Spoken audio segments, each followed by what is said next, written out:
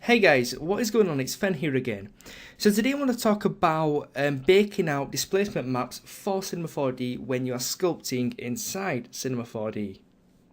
So one of my subscribers sent me one of their files because they were having issues actually getting a decent displacement map rendered out.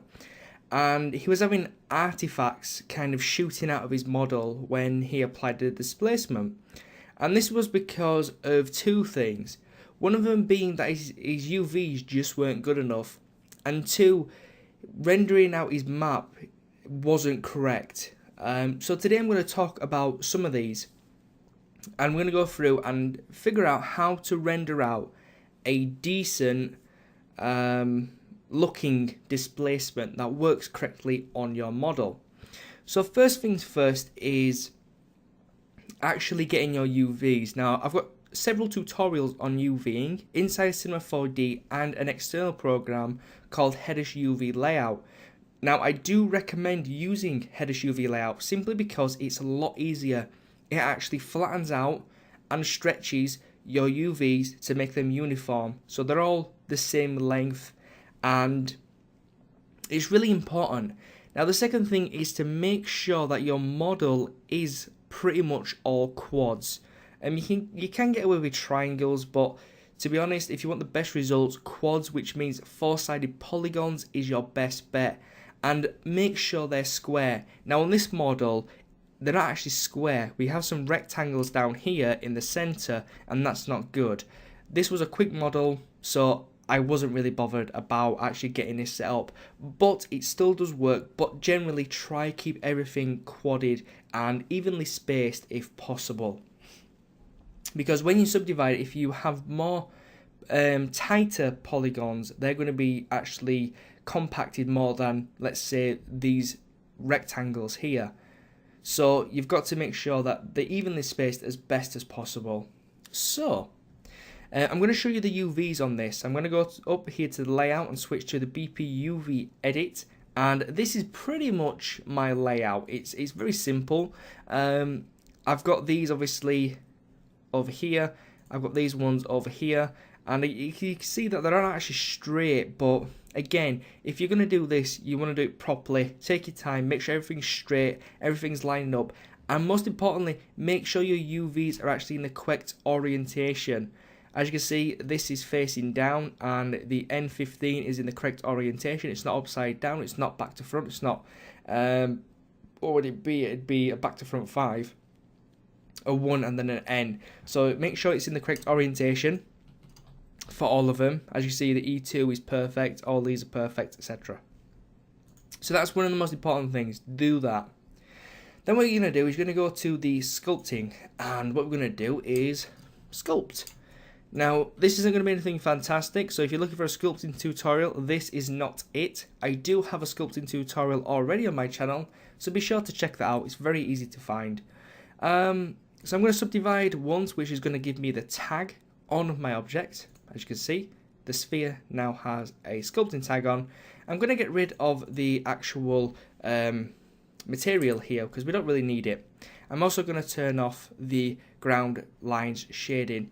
And what we're going to do is go back to sculpting and click on our object, and we're just going to subdivide a few times, maybe up to level 5, which is going to give us all that nice detail. So what I'm going to do is I'm going to grab the wax brush, let it load, and then I'm just going to do some sculpting on here, and we're going to fill in maybe some of this and use the control to kind of chunk away some of this stuff as well. I'm only going to focus on the front section here just to give you a pretty decent idea of this may be something you might do. And then what we're going to do is we're going to, one of the things that actually does cause a lot of issues is kind of things that are poking out. So I'm going to do some poking out, and hopefully this will work. I haven't actually tested this, so it'd be actually quite nice to see if it works or not. So once that's done, we have our object. Now we need to bake it. So first things first is go to the bake sculpt object. You want to save your file. I'm going to save it on the desktop. I'm going to say bye and save it onto my desktop. I'm going to leave the format as default. leave the color depth as default. Now the preset size is important. I'm going to render one out at low, which is 512, and then I'll render one out at high, and you'll be able to see the difference. So I'm going to make sure I've got single file checked and continue UVs checked. I'm going to render out a displacement. I'm going to render out just the displacement for now, and let's bake. Sounds like a cooking show, but I assure you this is no cooking show. So this is going to render it out, and it's going to actually give us a separate object. Now it's very important that you go through this process to figure out what actually affects what. It is very important. So this is just rendering out. We've got quite a bit of detail here on the front, and there we are. So I'm going to go to the object. I'm going to hide the original, which has got the S for sculpting on, and then let's just render this out. So as you can see, first things first, we can see the seams. As you can see, we can see a lot of these crisscrosses, and that's simply because the base mesh is too low to accommodate what's happening. Also, the map is too low to accommodate what's happening. So, solutions. What are the solutions? Well, it depends what it's for. If this is going to be an object in the background that you're not really going to see, then you probably could get away with this, even though it doesn't really look nice right now. With some textures on here, like a rock texture, you might not even see the line, so perhaps that might be good enough. But in most cases, especially when you're sculpting, this detail probably will be seen and maybe quite close up, so this probably won't do. So what we're going to do is we're going to adjust this. I'm going to select my original again. I don't need to turn it on, but I'm going to hide the second sphere, and what I'm going to do is I'm going to just put an extra E on the end of this, because this is just testing. I don't really need to know the file names because it does everything for us. So I'm going to leave everything here default, but in the options for baking I'm actually going to give myself a level 1, and then I'm going to bake again. So we're going to end up with 2 here, and you'll be able to see the differences between these as we progress through this, and you'll be able to decide, do I need more map size, or do I just need a higher base geometry? Most times than not, it's probably both. The higher map resolution, which is over here in the baking section, the more detail you're going to have. So let's render this out, and we'll see. It looks a little better. If we just actually compare these, just grab this one, bring it out, and this one, and bring it across. You can see this one over here on the right, this one's level 1, which means it's got a lot more geometry. As you can see, the differences are quite big. So if we render both of these out, you'll see we do get a lot of differences. The lines are smaller, of course, because it's kind of it's outlining the geometry lines. But the seams aren't particularly as bold, if you like, as on here. So we are getting there. So what can we do to improve that? Well, let's just delete both of these because we don't need them. And what we're going to do is we're going to increase the map size to a 2K map size. Go to the options. Again, we want to click on our original sphere and make sure we've got level 1. You never want to render out a very, very base layer because it just doesn't have enough geometry. Depending on how high you go, maybe 1 or 2 would be ideal, because you don't want too much geometry, but you don't want too little. So I'm going to bake this out again. It's going to ask me, do I want to overwrite the one I've just rendered out? I'm going to say yes, because we don't have that model anymore, so there's no point having it.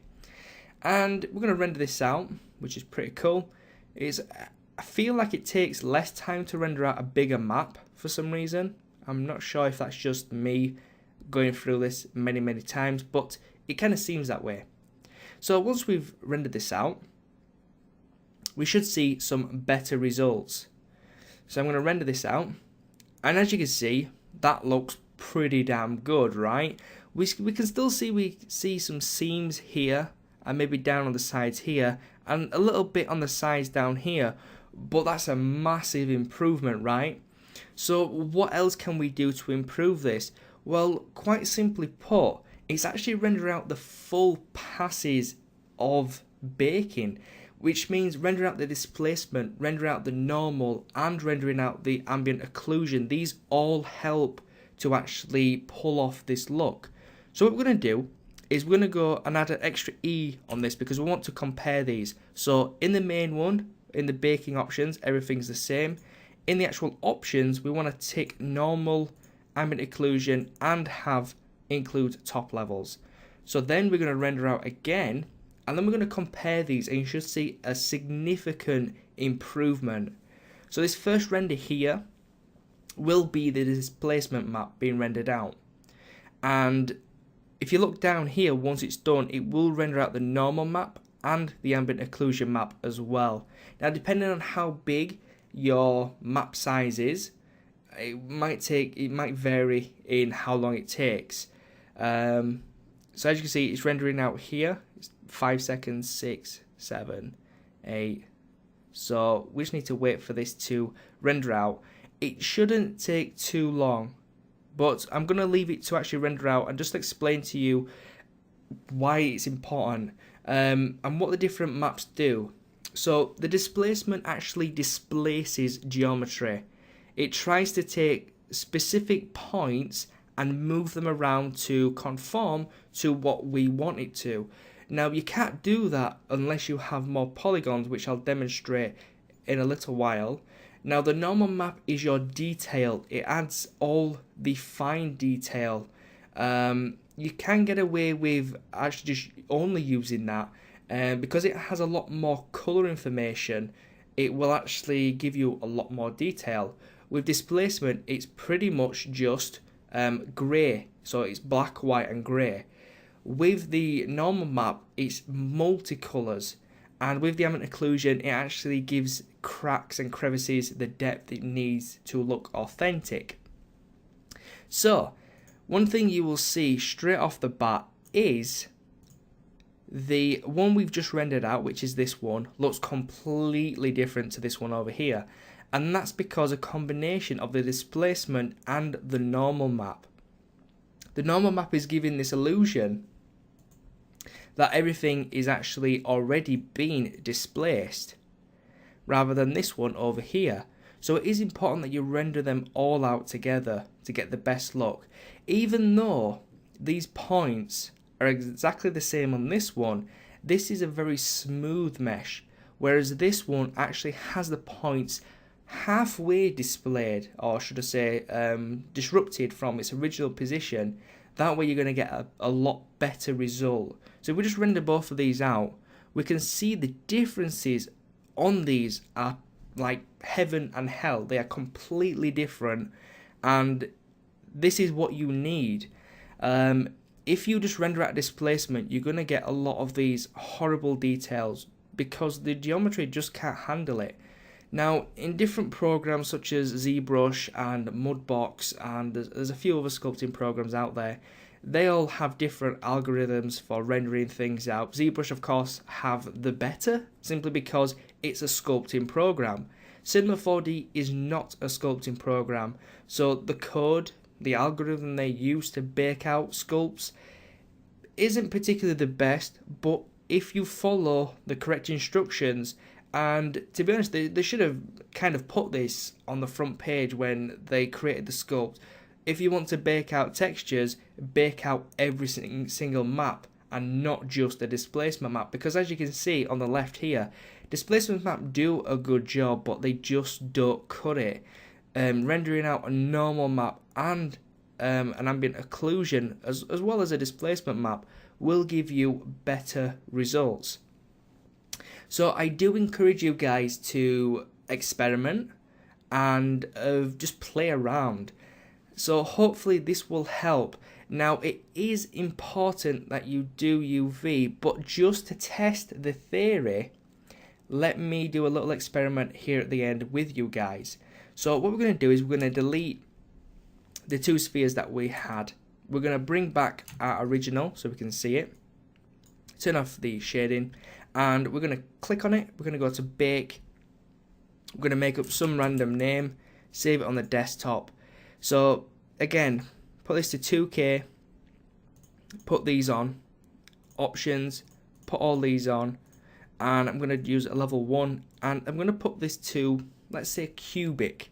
So it's going to override the existing UVs on this sphere, which I did, should I say, previous.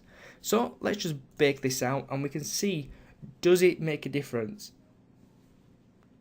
I would assume it would, because as you can see here, they look completely different now. They're in different locations, there's more of them, less of them. So basically we're just kind of experimenting now. You've only got two options, you've got cubic and angle. You know what the difference is. Cubic does it in a box mode, angle gives you different angles, I suppose. So it's done the displacement, it's trying to render out the normal map and the ambient occlusion. So we're just going to wait for that to render out, and you know, it should look somewhat good, but it might give me that problem where it gives me stray artifacts in the mesh. I've tried it multiple times, and especially with kind of extrusions like this where we've got points pulled out of the mesh, I tend to get them there. But we'll see once we actually render this out. Yeah, not much to talk about. Again, if there's anything that you guys need help with, feel free to PM me. I really enjoy helping people, and especially when people send me PMs about their problems and I can help them in any way, such as this. You know, it really does make my day, because I enjoy helping people. It's just who I am. But yeah, as you see, this one's actually taking a little bit longer, simply because of it's got more things to render out now, which is understandable, of course. So, it's almost done, and voila, it is done. So, let's grab this and move it over, and grab this and move it over. So, obviously the grey ones are original, and the white one's the one we've just done. So if we render this out, it looks pretty good actually. So that is very surprising.